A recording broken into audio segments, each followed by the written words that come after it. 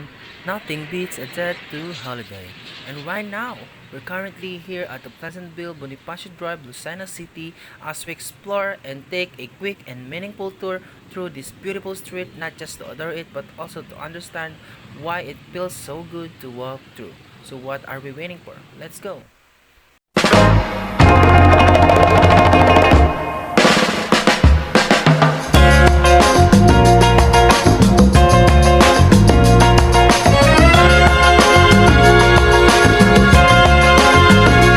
In this night of starry sky, my baby told me with a sigh, saying words that came across as a doubt.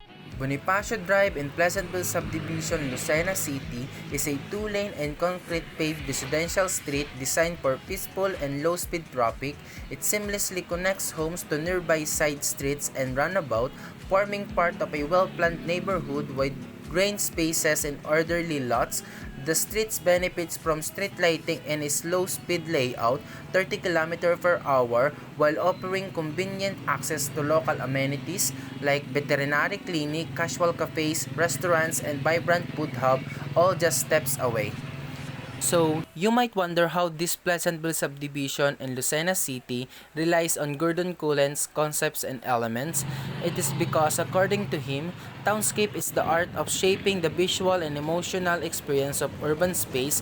It is about how we perceive cities and towns as we move through them, a dynamic and sequential experience made up of contrast, rhythms, and spatial drama.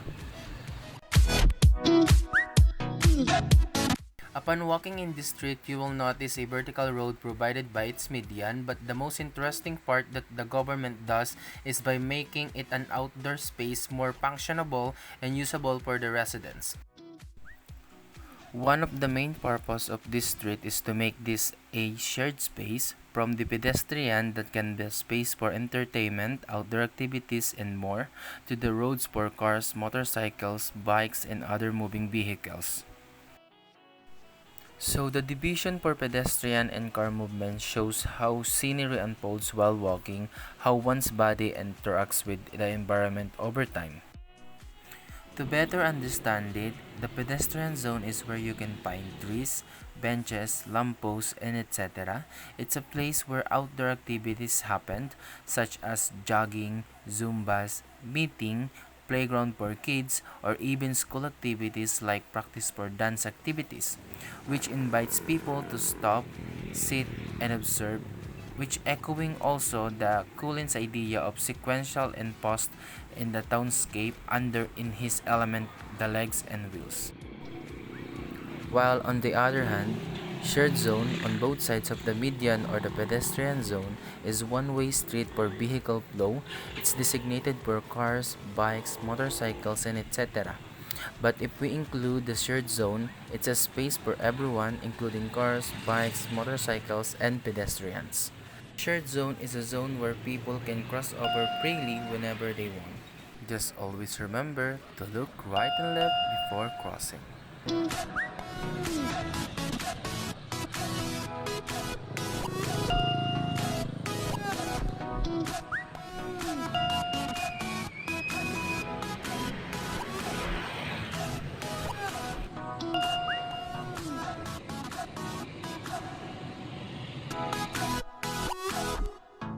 The highlights in Bonifacio Drive, Pleasantville, Lucena City are their food stores and cozy cafes and stay.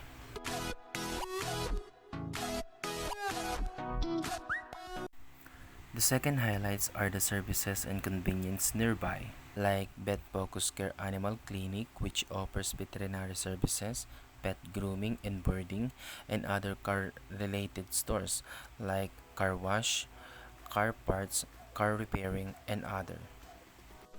And last are the family-friendly subdivision features, which highlights the linear park design, public art installation, cultural and civic elements, human-scale interventions, and mixed-use edges.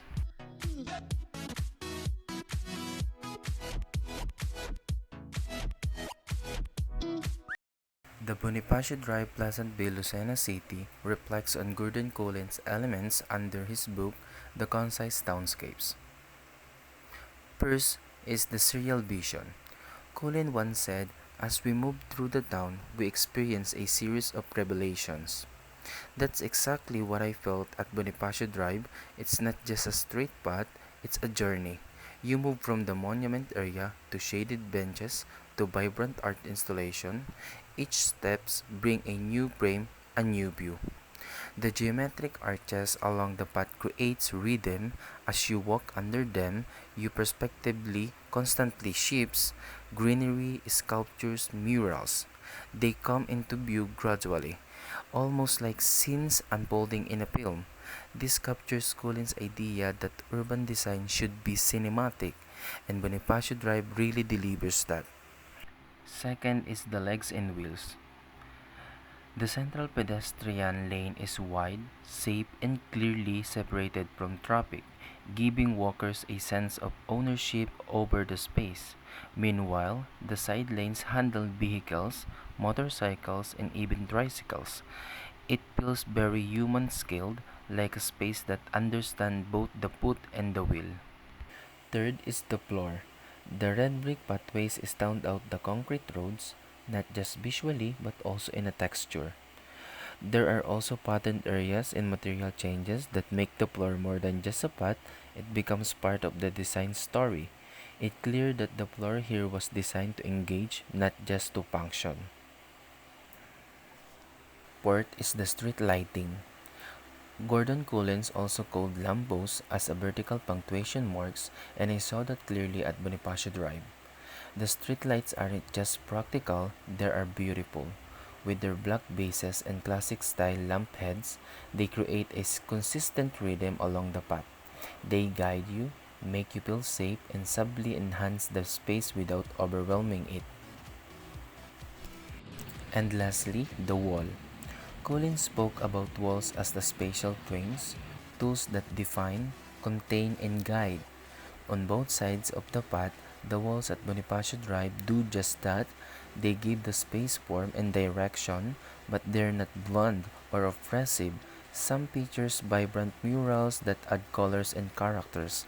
They create a sense of intimacy while still allowing the path to feel open and welcoming. So there you have it. A quick journey through a thoroughly designed street, from the floor beneath us to the wall beside us, and everything in between. This space reflects the ideas of Gordon Cullen and how good design impact our everyday life. If you enjoyed this urban design breakdown, until next time, keep looking closely. Cities have a lot more to say than we think. Thank you.